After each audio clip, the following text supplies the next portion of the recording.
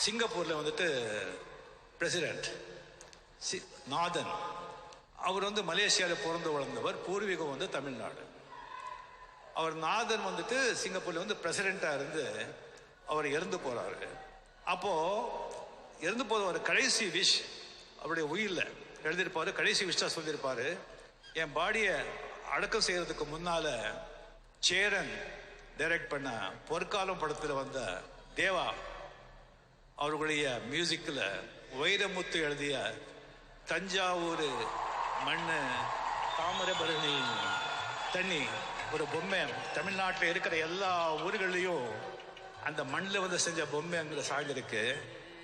அது வந்து என்னுடைய பாடி வந்து அடக்கம் செய்யறதுக்கு முன்னால அந்த பாட்டு ஒலிபரப்பி என் பாடியை வந்து நீங்க இது பண்ணுங்க அப்படின்னு சொல்லி சிங்கப்பூர் பிரசிடென்ட் அப்படின்னு சொல்லியிருந்தாரு.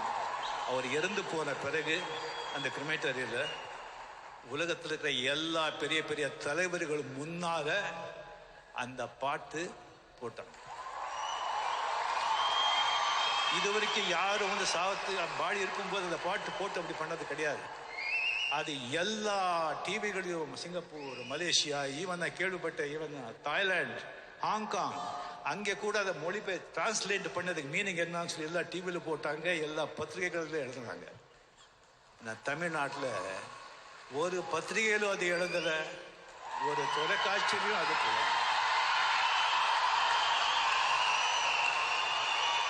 மனசு எவ்வளோ கஷ்டப்பட்டிருக்கும்.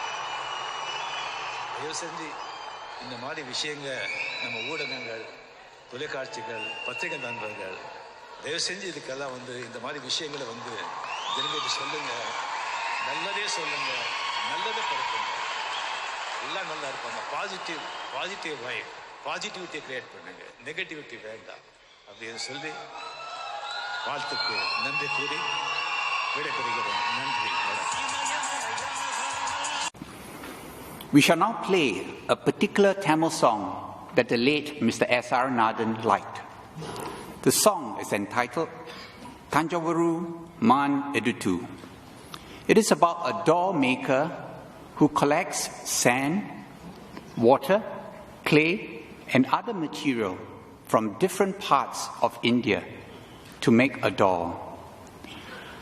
Mr. Nathan saw that as a metaphor of how the various races and heritage that came to our shores were combined to create the Singapore we know.